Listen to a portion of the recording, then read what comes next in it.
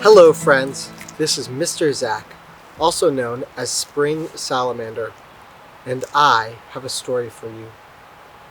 This story is about how the black salamander got its spots. A long time ago, in a deep forest, in a dark, cool pool, lived a black salamander. All day long, this black salamander would swim around its pool, and at night it would go out onto the land around the edge of its pool and eat worms and bugs and slugs on the forest floor.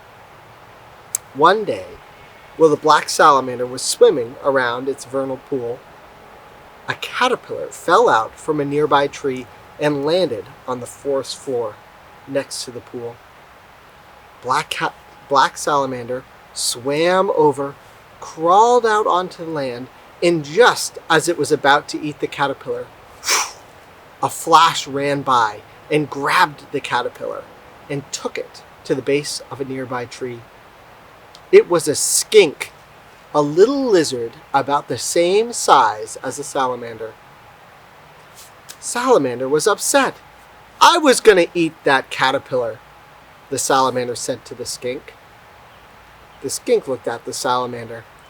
"Well, salamander, that caterpillar fell out of my tree, so really it's mine to eat in the first place." Salamander said, "How come you get to eat all of the caterpillars in the tree?" Skink said, "Well, salamander, can you climb the tree? If you can climb the tree, you can eat the caterpillars too." Salamander looked. The tree didn't look that tall, and Skink was the same size that the salamander was anyways. Salamander thought about it. "I'll take that bet." Skink said, "I'll give you 20 tries to climb to the top of my tree.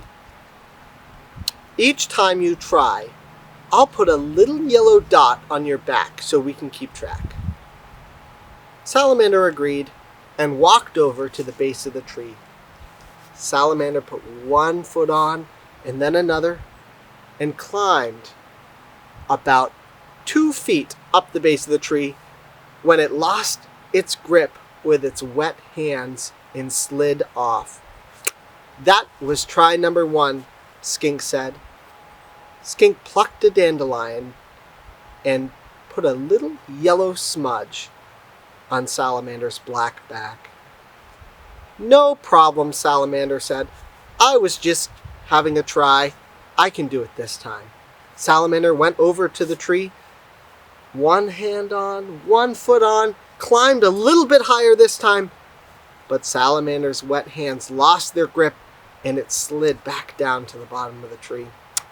"That was try number 2, said Skink as it smudged a second yellow spot on Salamander's black back. "I know what I need," the salamander said. "I need a running start." Salamander went all the way back to the edge of its pool, ran toward the base of the tree as fast as it could, and climbed up about 6 feet before it lost its grip again and slid back down. That was try number 3, and Skink smudged a third dot on Salamander's back. Try after try, the salamander couldn't make it to the top of the tree. Its hands were just too wet and slimy. Finally, as Skink put the 20th yellow dot on Salamander's back, Salamander sighed and said, "You win. I give up. There's no way I can climb to the top of your tree." Salamander was true to its word, and after it lost the bet, Salamander found a hole underneath a fallen log and climbed down through a tunnel underneath the ground. When it got underground, it noticed something it wasn't expecting. It was a little bit wet and a little bit cool, but there was a lot to eat everywhere it went. salamander found worms and slugs and bugs. It didn't have to look for food at all.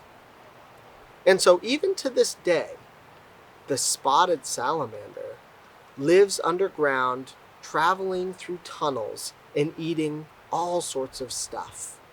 And only once a year it comes above ground to go back to its pool in the forest and lay its eggs. After it lays its eggs, it goes right back to its underground home. And that's the story of how the black salamander got its spots.